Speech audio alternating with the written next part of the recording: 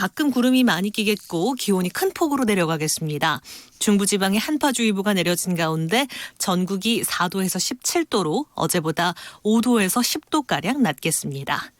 KBS 1라디오 1시 뉴스를 마칩니다. 아나운서 정지원이었습니다. KBS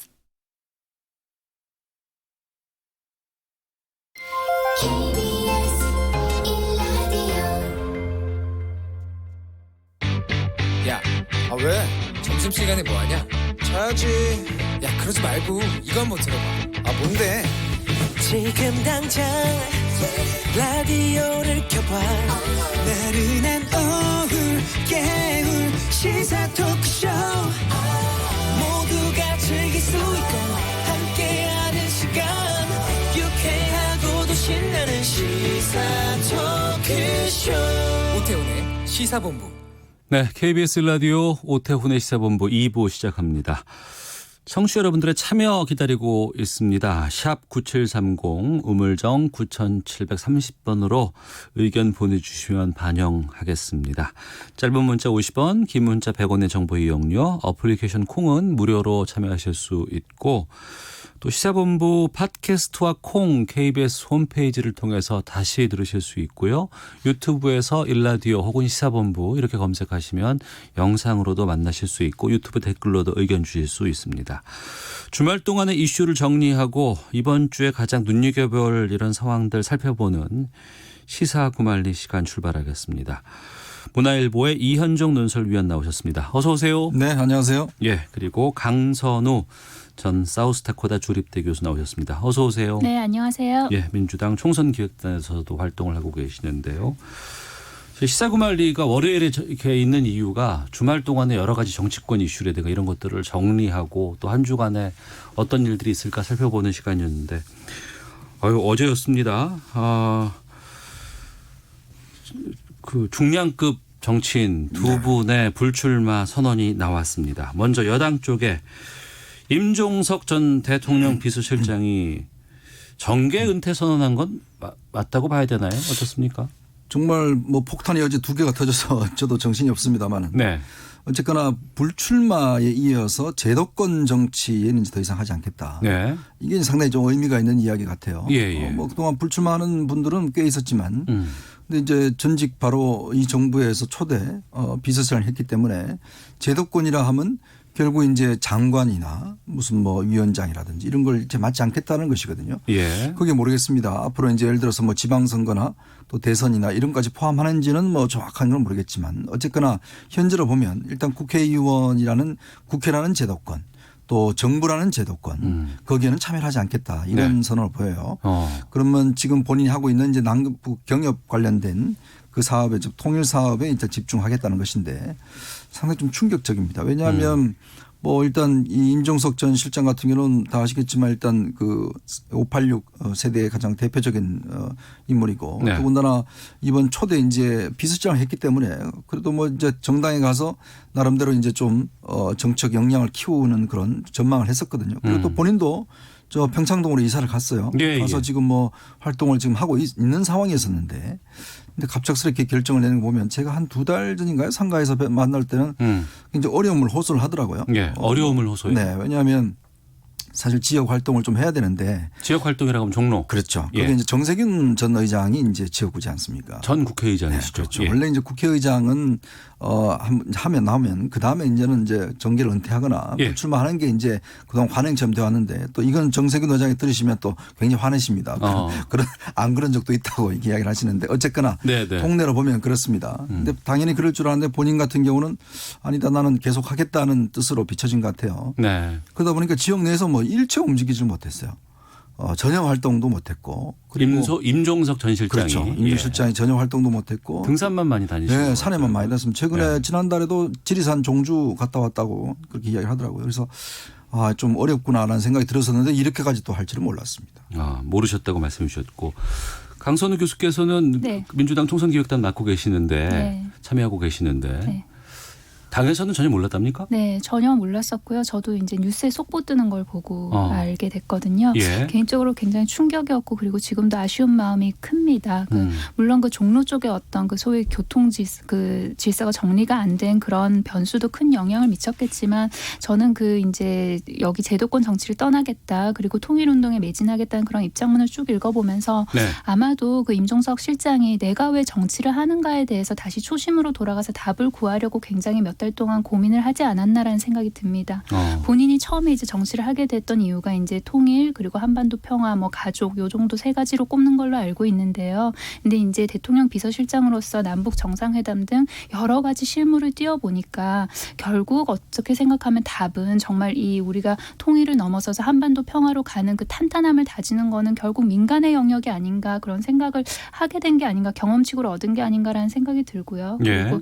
지금 현재 남북 상황이 굉장히 좀 뭔가 안 좋은 상황에 교착 상태에 빠져 있지 않습니까? 여러 가지로. 여기서 이제 본인의 역할을 생각을 해본 것 같아요. 그래서 통일, 한반도 평화 그렇게 큰 아젠다를 생각을 해보면 어떻게 보면 지역구에 출마해서 이제 국회의원이 되고 그리고 한 명의 국회의원으로서 헌법기관으로서 입법 활동을 하는 거는 통일 한반도 평화보다는 좀 작게 보이지 않았을까 개인적으로. 그래서 이제 그 제도권 정치를 떠나겠다 하면 어떤 직을 가지는 거 그러니까 종정은 하지 않겠다고 이야기를 했지만 그래도 통일이나 한반도 평화 등도 정치이지 않습니까? 그래서 위정 활동은 계속해서 넓게 그렇게 넓혀가겠다 저는 그런 뜻으로 받아들였고요. 예.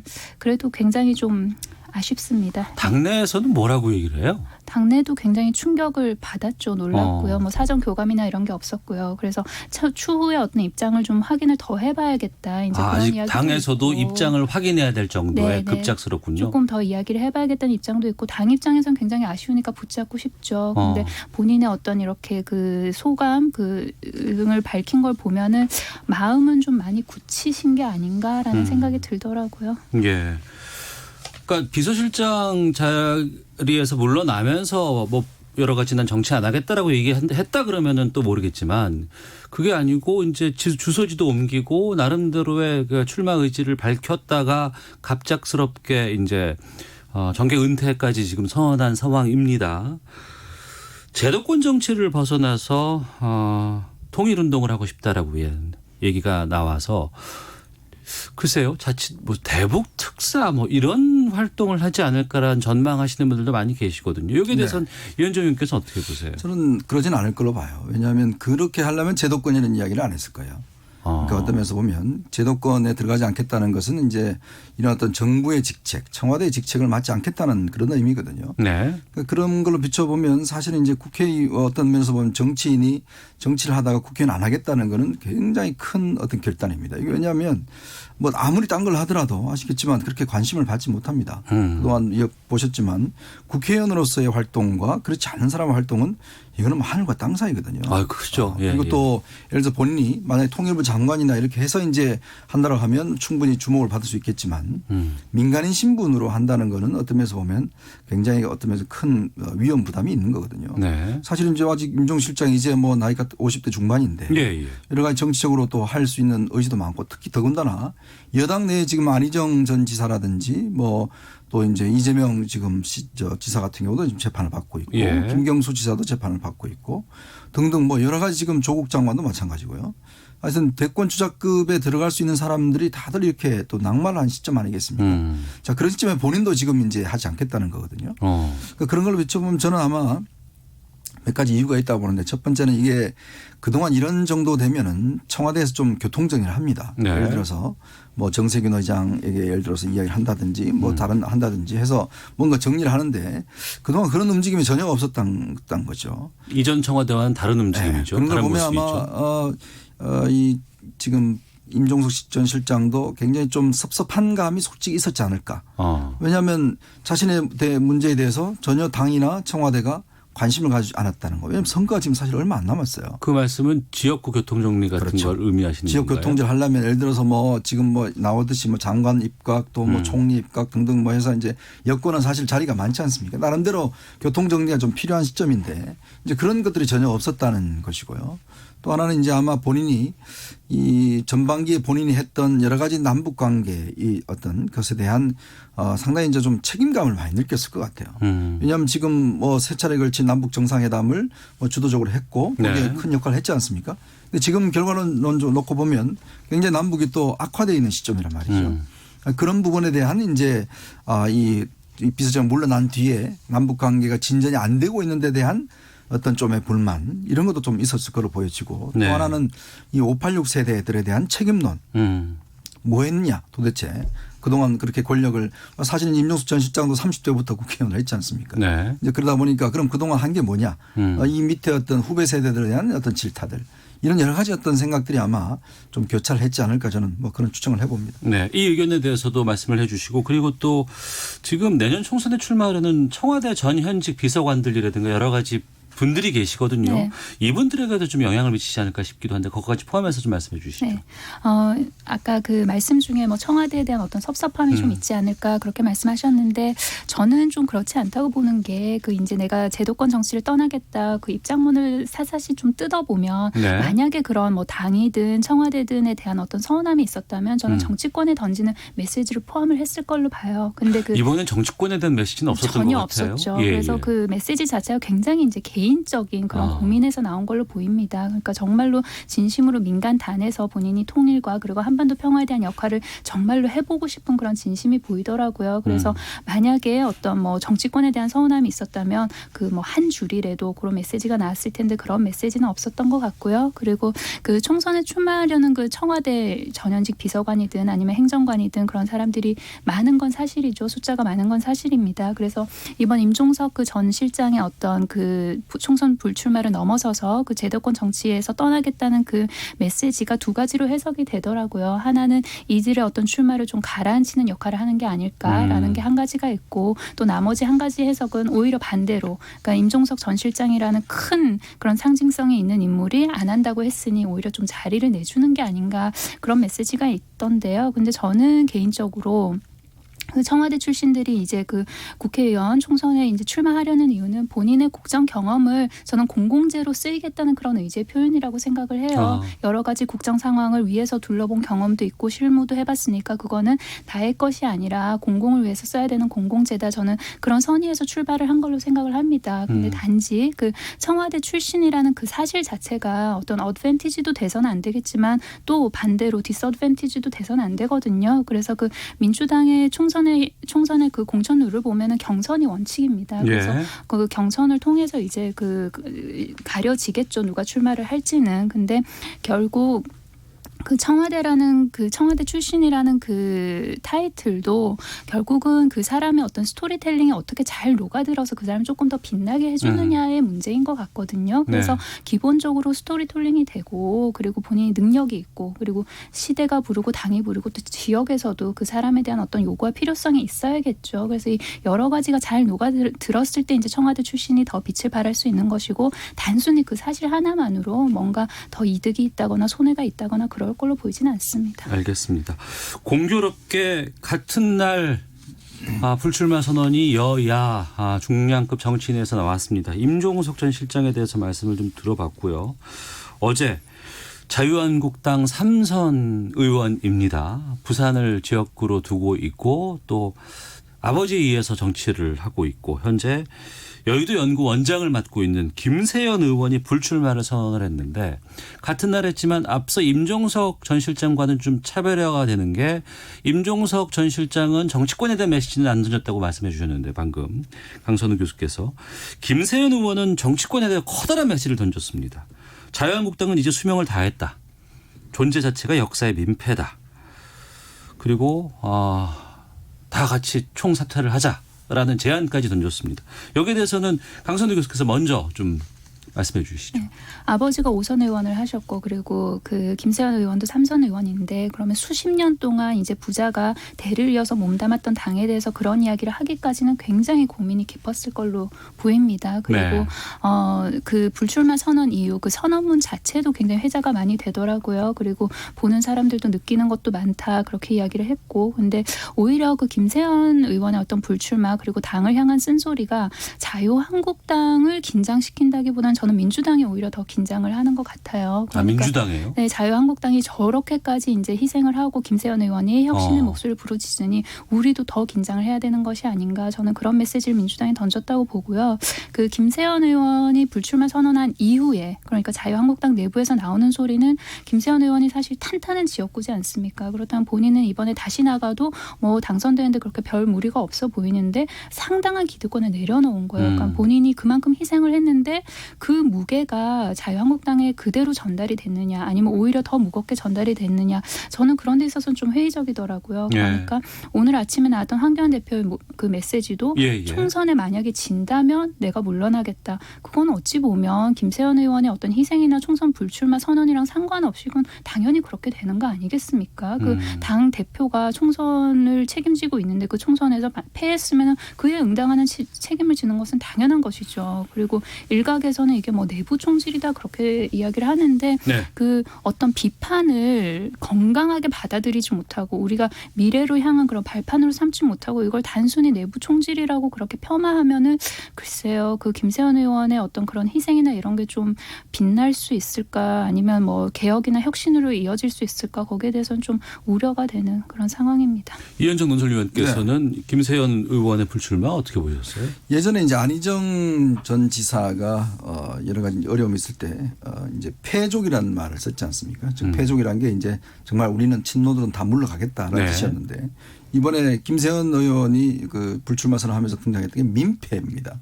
같은 패자가 있는 건데 굉장히 어떤 면에서 보면 정말 그 자유한국당을 국민에게 민폐를 끼치는 정당이다. 굉장히 이건 어떤 면에서 보면 거의 뭐 사형 선고나 마찬가지죠. 네. 이제 그런 것을 할 만큼 그다음에 이 김세현 의원의 이 주장 자체가 이제 상당히 무게감이 있는 게 정말 기득권을 내려놓은 거예요. 김세현 의원 저는 뭐 자유한국당 의원들 중에서 그나마 합리적이고 좀 상당히 그래도 젊은 의원들 중에서 그래도 좀 기대가 되는 의원 중에 한 명이 바로 김세현 의원이거든요. 네. 뭐 국회의원 벌써 3선을 했습니다만은 그동안 바른미래당 갔다가 다시 이제 복당을 하고 있는데 굉장히 합리적이고 온건합니다.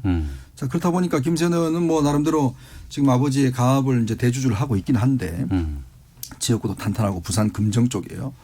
근데 이 지금 이 어제 정말 폭탄 발언을 했단 말이죠. 예. 그 문제는 정말 한 줄 한 줄 제가 읽어보니까 정말 어떤 면에서 보면 아 정말 자유한국당의 폐부를 찌르는 이야기다라는 생각이 들어요. 그만큼 또 딴 사람이 아니라 김세현 의원이 이야기했기 때문에 더 어떤 면에서 보면 다가오는 면이 있었고 자기 이해관계에 따라서 이야기한다면 뭐 금방 할 수 있지만 그 누구도 김세현 의원이 이야기하는 거에 대해 이의를 달지 못하는 이제 그런 상황 같습니다. 그래서 그만큼 충격이 큰 것 같고요.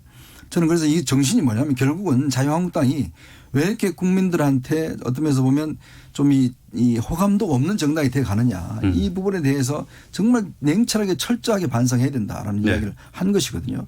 얼마 전에 30, 40대 그 당협위원장들이 현역 의원들 50%를 다 물갈이 해야 된다는 이야기를 했지 않습니까? 그러니까 지금 상황으로 보면요. 어떤 면에서 보면 여당 같은 경우는 굉장히 앞서 나오고 있어요. 표창원, 이철이 지금 뭐 임종석 등등 해서 어떤 면에서 보면 좀 남아 있어야 좋은 의원들은 다 지금 떠나고 그렇지 않은 분들은 계시고 뭐 이런 분위기가 돼 가는 거예요. 네. 거기에 맞춰서 지금 자유한국당도 나가라고 그러는데 나가야 될 분들은 안 나가고 또 있어야 될 분들은 나가고 이런 현상이란 말이죠.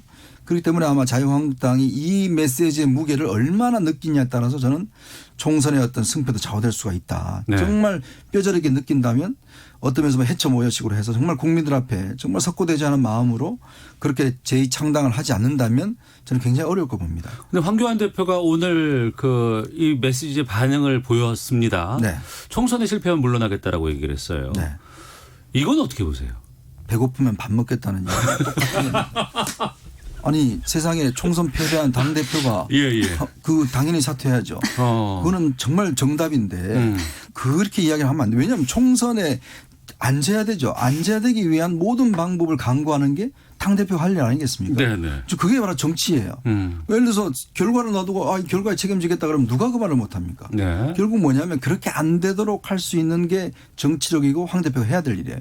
그렇다면 황 대표 이야기했지 않습니까? 자기 모든 걸 던져서라도 총선 승리하겠다고. 그렇다면 모든 걸 던져야죠. 네. 자, 그걸 위해서는 뭐가 답인가? 내가 대표로 계속 있는 게 좋은가? 아니면 정말 나의 기득권을 버리고 범보수를 다 엮어서 뭔가 하나의 틀을 만드는데 내가 희생을 할 것인가? 저는 그걸 어떤 면에서 보면 정치라는 게 자기를 죽이면 새롭게 태어납니다. 네. 자, 지금 임종석 지금 전 실장 지금 정계 안 들어온다 그러죠. 그다음에 지금 김세현 의원이죠. 그러면요. 다 나중에 되면 역시 그 사람들이야. 많은 국민들의 반응이 올 겁니다. 그러면 그들은 다시 돌아올 수 있어요. 예. 정치권에. 근데 지금 버티면요. 예. 결국 나중에 국민들이 찾지 않아요. 그러니까 이게 뭐냐면 아주 역설이에요. 정치라는 게 죽으면 살고 살려고 하면 죽는 겁니다. 예. 자, 그런 마음을 저는 지금 자유한국당이 가져야 되는 게 아닌가 그런 생각이 듭니다. 이번에 김세현 의원의 불출마에 대해서 민주당 쪽에서 긴장을 해야 된다고 말씀하셨는데 강선 교수께서. 네. 지금 이 김세현 의원은 복당파입니다. 자유한국당 쪽에 봤을 때. 지금 친박 이른바 친황이라고 불리는 분들에게는 어떤 메시지가 갈 거라고 보세요? 본인들을 한번 좀 돌아봤으면 좋겠어요. 예. 그리고 정말로 초심으로 돌아가서 내가 진짜 왜 정치를 했던가. 그러면 최소한 한두 가지 이유는 추려낼 수 있지 않습니까? 그렇다면 거기에 내가 얼마나 충실해 왔는가에 대해서 한 번쯤 정말로 깊게 뼈아프게 조용히 좀 생각을 해보셨으면 좋겠습니다. 알겠습니다. 청취자께서 여러 의견 보내주셨는데요. 소개해드리고 계속해서 다음 주제로 좀 가보도록 하겠습니다. 하나 둘55님께서 두 사람의 불출마 선언 정치권에 던지는 메시지가 큽니다. 20대 국회가 어땠습니까? 국회의원들의 자성의 목소리는 더 나와야 합니다. 3991번님 늦었지만 올바르게 쓴소리를 하는 국회의원이 있어서 그나마 다행입니다. 8204님 정치권에서 자성의 목소리가 나온다니 반갑습니다. 정치가 이렇게까지 무너진 것에 정말 화가 납니다. 지금 이렇게 청취자들께서 보내주신 의견을 이렇게 읽어드렸습니다만 앞서 이현정 위원께서 말씀하셨던 것처럼 놔야 다시 올 수 있는 기회가 생긴다는 것을 많은 국민들은 또 알고 계시는 것 같습니다. 헤드라인 뉴스 듣고 와서 계속해서 다음 주제로 이어가도록 하겠습니다. 문재인 대통령은 내일 생방송으로 진행되는 국민과의 대화를 앞두고 공식 일정을 잡지 않고 답변 준비에 집중하고 있다고 청와대는 밝혔습니다. 고민정 대변인은 국민 의견을 직접 청취하는 경청하는 자리도 될 것 같다고 덧붙였습니다. 정의당 심상정 대표가 국회의원의 세비를 최저임금의 5배 이내로 제한하는 내용의 법안을 발의했습니다. 심 대표는 법률 개정안이 통과되면 국회의원 세비를 30% 삭감하는 효과가 있다고 설명했습니다. 정부가 부동산 시장에 대한 합동 현장 조사를 연말까지 계속하고 중간 결과를 이르면 이달 말에 발표할 계획입니다. 또 필요한 경우 분양가 상한제 적용 지역 추가 지정도 검토하겠다고 밝혔습니다. 정부가 내년부터 주 52시간제 시행에 들어가는 중소기업에 계도기간을 부여하는 등 탄력 근로제 연장 입법안 불발 상황에 대비한 보완 대책을 내놓는 데 대해 중소기업계는 어려움이 일부만 반영됐다는 입장을 내놨습니다. 노동계는 강하게 반발했습니다. 지금까지 헤드라인 뉴스 정한나였습니다. 이어서 기상청의 송소진 씨 연결합니다.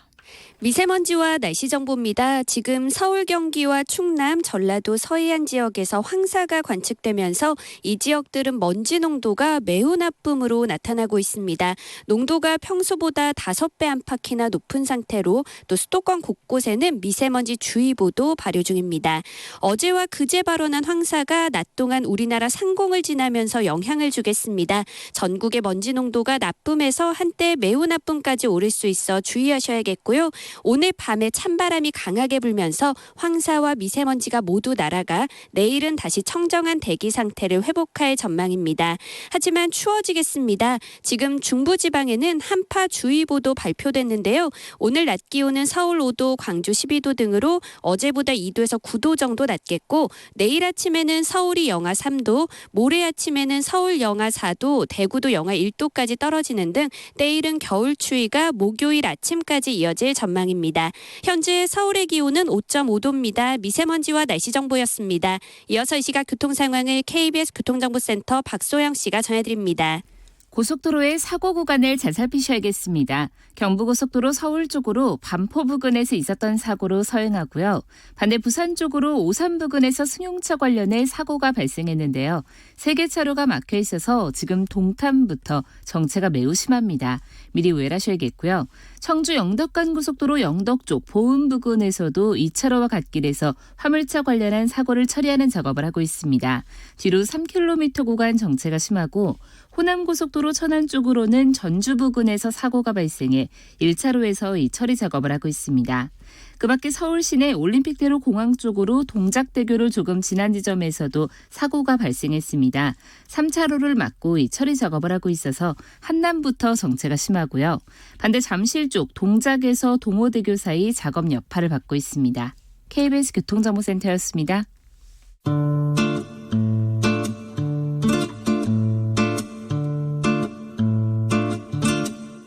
오태훈의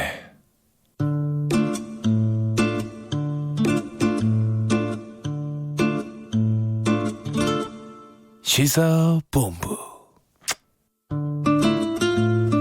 네, 월요일 시사구말리 이현종 문화일보 논설위원, 강선우 전 사우스다코타 주립대 교수와 함께하고 있습니다. 현안 좀 짚어보겠습니다. 정부가 내년 1월 1일부터 시행에 들어가죠. 그 주 52시간제에 대한 보완책을 발표를 했습니다. 주 52시간제 보완 입법이 국회에서 처리가 돼야 되는데 이게 연내 입법이 쉽지 않을 수도 있지 않을까, 이런 우려 때문에 고용노동부가 자체적으로 대책을 마련한 것으로 보이는데요. 이번에 발표 내용 어떻게 보셨는지 좀 여쭙겠습니다. 이현종 의원께서 말씀해 주시죠. 지금 뭐 최저임금의 급격한 인상, 또 주 52시간에 우리 이제 경제에 큰 지금 화두가 되는데요. 사실 네. 이게 이제 이 52시간을 도입하다 보니까 뭐 저희도 마찬가지입니다만은 지금 내년부터 이제 50에서 299인 여기에 이제 업주에 이제 적용이 되지 않습니까? 네. 근데 문제는 이제 그러다 보니 이게 다 중소기업들이란 말이죠. 그리고 최근에도 뭐 여러 경로를 통해서 특히 이제 뭐 게임 업체라든지 또 이제 뭐 이 벤처 기업이라든지 이런 데서 만약 이게 어떤 면에서 52시간제가 이렇게 그냥 대책이 시행이 되면 네. 다들 범법자가 될 상황이에요. 또 그리고 우리 현실과 맞지도 않고. 예. 왜냐하면 이게 집중적으로 예를 들어서 어떤 걸 해야 되는데 사실 그게 할 수 있는 방법이 없으니까 저희 같은 경우도 그렇습니다.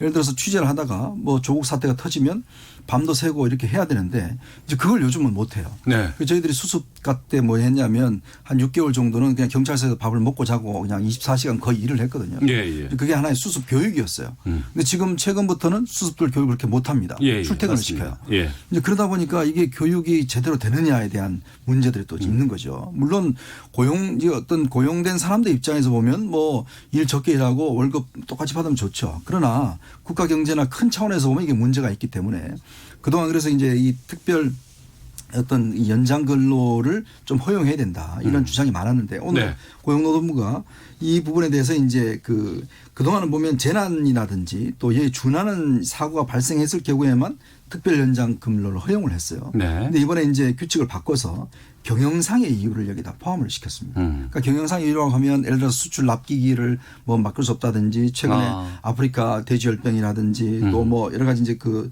일본 수출 규제라든지 이게 문제가 있지 않습니까? 그러면 그런 기업들 같은 경우는 뭔가 이게 근로를 빨리 좀 해야 되고 속도를 내야 되는데 이제 거기에 일단 이 처벌을 이제 유예를 하겠다는 거예요. 그래서 이걸 하나의 시행령 규칙으로 만들어서 하겠다고 이제 정부는 발표를 했고 네. 현재 이제 국회는 아직 법안이 들어가 있지만 6개월이냐 1년이냐 이걸 두고 지금 현재 여야가 다툼이 있어 처리를 못 하고 있습니다. 예. 또 노동계는 또 반발하고 있죠. 왜냐하면 이렇게 되면 주 52시간 자체가 이제 허물어지는 거 아닌가 반발하고 있고 어쨌거나 저는 굉장히 부족하지만 다행스러운 일이라고 봅니다. 왜냐하면 지금 중소기업 하시는 분들 보면 이 문제 때문에 정말 힘들어 하십니다. 네.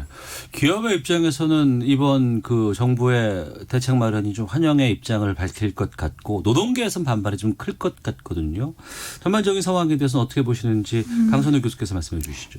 이 52시간제를 놓고 이제 그 사용자 측과 노동자 측의 어떤 그 입장이 굉장히 첨예하게 대립을 하죠.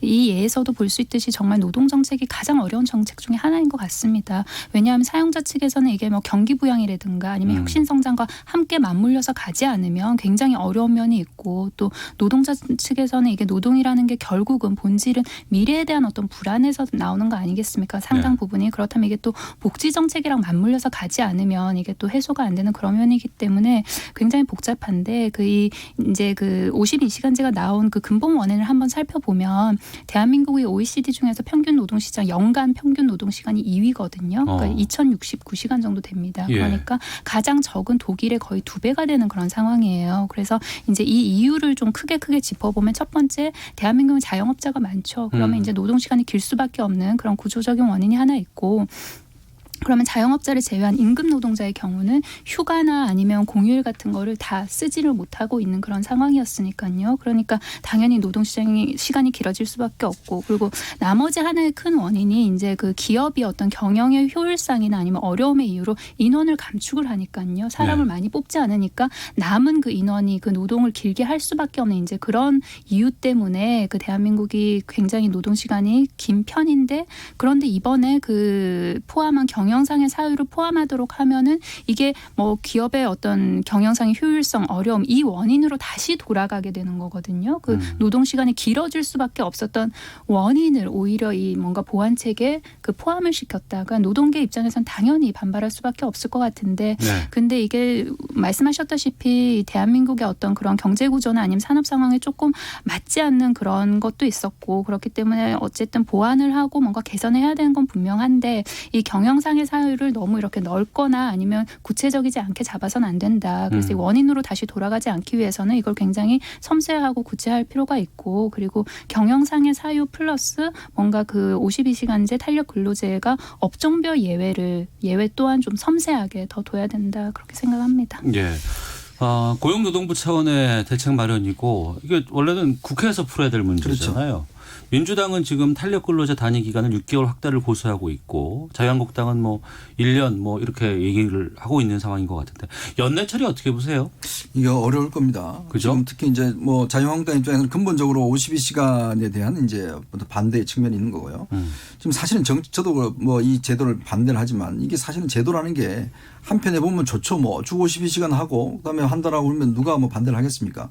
근데 한편으로 보면 지금 우리나라 경제라는 게 그렇지 않습니까? 가장 큰 어떤 장점이 속도와 품질이잖아요. 그러니까 빨리 항상 외국 사람들 우리나라 사람들 보면 빨리 이야기를 하는데 어떤 좋은 품질의 제품을 빠른 속도로 만들어야 된다는 게 대한민국 경제의 가장 큰 장점이었거든요. 근데 어떤 면에서 보면 이 속도가 일단 줄어들게 되죠. 근데 그러다 보니까 지금 사실은 근로자들 노동자들 입장에서 보면 이게 이제 수입이 줄어들잖아요. 그러니까 52시간 하다 보니까 잔업도 못하고 하다 보니까. 그 제가 최근 통계를 보니까요. 2015년 8월부터 지난 8월까지 그러니까 두 가지 어떤 일자리를 가진 사람들 이게 굉장히 많이 늘었어요. 그러니까 투잡 흔히 말하는. 투잡. 2015년 8월 달에 우리가 15만 3,500명이 이제 의료보험에 그제를 했는데 투잡 원래 8월 같은 경우는 25만 명으로 늘어났어요. 그 투잡을 가지신 분들이 이게 이제 의료보험에 이제 그 신고를 해야 되거든요. 그러니까 뭐냐면 한 2017년 이제 이 제도 시행 이후에 상당히 많이 늘었다는 이야기입니다. 그러니까 주 52시간제에 묶여서 일이 적으니 남는 시간에 다른 일을 하는 분들이 늘고 있다. 그렇죠. 일찍 퇴근하는데 집에서 별로 안 반겨주거든요. 뭐 그러니까 뭔가 좀 돈을 많이 벌어와야 예를 들어서 뭘 또 사고 하는데. 그런데 이게 가장 입장에서 보면 일단 추가 수입을 뭔가 해야 되지 않습니까? 그러니까 추가적인 다른 일들을 찾으시는 거예요. 그러니까 이게 어떤 면에서 보면 저는 참 제도의 그러니까 어떤 정책의 역설인데요. 이것 자체가 좋다고는 이야기를 하지만 그 한편으로 뒤져보면 최저임금 만원 인상 누가 반대하겠습니까? 다 좋죠.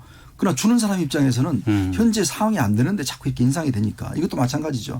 그런 면에서 본다면 결국 이건 우리가 한번 우리 경제 전체 상황과 맞게끔 좀 속도제를 해야 되는데 너무 급작스럽게 된 게 아닌가라는 좀 우려는 있습니다. 알겠습니다. 자, 이현정 문화일보 논설위원 강선우 전 사우스다코타 조립대 교수와 함께 시사고말리 함께하고 있는데요. 하나만 더 의견 듣고 마치도록 하겠습니다. 조국 전 장관이 지난주에 비공개로 첫 검찰 출석을 했습니다.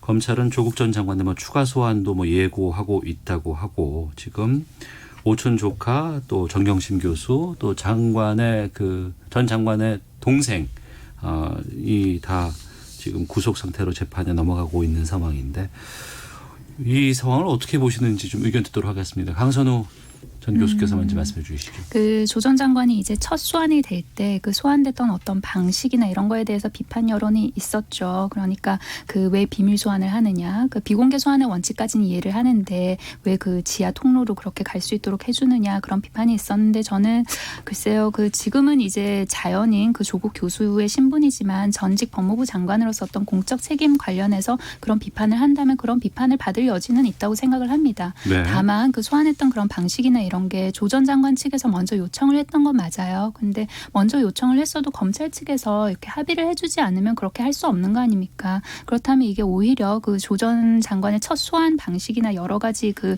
행태가 저는 검찰에게 또 다른 숙제를 또 안겨줬다고 생각을 합니다. 개혁 관련해서. 그렇다면 이 형평성의 기준을 어떻게 마련을 할 것이냐는 것이죠. 향후 비공개 소환 관련해서는 어느 정도 기준이 마련됐지만 그렇다면 그 전혀 사진이 찍히지 않게 언론에 노출되지 않게 이렇게 소환되는 거에 대해서 검찰이 어떤 형평성의 기준을 마련해 줄 것이냐. 그리고 인권 그리고 원칙 유연성 이 네 가지를 어떻게 잘 균형추를 맞춰서 기준을 마련할 것이냐는 그런 숙제를 남긴 것 같고요. 예. 그리고 그 조 전 장관이 이제 그 조사를 받으면서 그 진술 거부권을 행사하지 않았습니까? 그 뭐 헌법이랑 법률에 보장된 권리이긴 한데 향후 이제 그 조사에서는 또 어떻게 임할지는 지켜봐야겠죠. 첫 번째에서 아무 말 하지 않았다고 해서 두 번째, 세 번째 추후 그 소환 조사에서도 뭐 아무 말도 하지 않는다 그런 건 아니니까요. 그건 좀 지켜봐야 될 것 같고요. 예. 그 다만 그 조 전 장관 입장에서는 이제 공인이 아닌 이제 공인에서 내려왔으니까요. 그 피의자 조국으로서 나의 그 최대한 그 어떤 권리나 이런 거를 쓰면서 그 조사를 받게 조사에 임하겠다. 그리고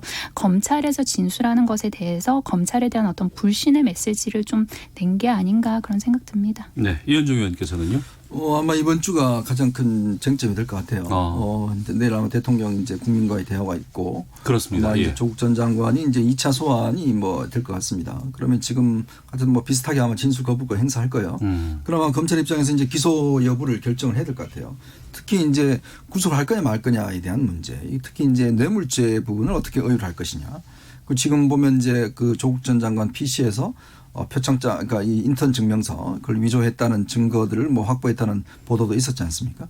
이거 공문서 위조 같은 경우는 있는데 문제는 이제 부부간 같은 경우는 보통의 경우에는 같이 구속을 하지 않습니다. 근데 이제 주로 뇌물죄 같은 경우에 옛날 이철희 장영자나 뭐 임창열 주혜란 뭐 부부라든지 이런 부분들은 이제 구속을 한 전례는 있거든요. 근데 어차피 지금 진술 거부권을 행사하고 있기 때문에 결국은 검찰이 얼마나 증거를 지금 확보하고 있는가가 저는 관건일 것 같아요. 네. 결국 만약에 진술 거부권이라는 게 잘 행사하면 피의자한테 유리할 수는 있습니다. 지금 뭐 임종원 전 법원행사장 같이. 근데 검찰이 만약에 증거를 들고 있는 상황에서 이렇게 행사를 할 경우는 오히려 더 가중될 수가 있어요. 그렇게 아무래도 조국 전 장관 입장에서는 검찰이 어떤 패를 갖고 있느냐를 지금 계속 알아보려고 할 것이고 이제 그게 아마 이제 기소장에 좀 기재가 되겠죠. 네. 그렇게 된다면 아마 앞으로 이제 어떤 법리 싸움들 이런 것들이 결국 뭐 치열하게 이제 전개된 상황이 아니겠는가 그런 예상을 해봅니다. 알겠습니다. 자, 시사구말리 마치도록 하겠습니다. 문화일보 이현종 논설위원, 강선우 전 사우스다코타 주립대 교수 두 분과 함께 했습니다. 자, 이번 주 또 정치권에서는 어떤 이슈들이 또 터질지 좀 지켜보도록 하겠습니다. 자, 두 분 오늘 말씀 고맙습니다. 네, 감사합니다. 고맙습니다.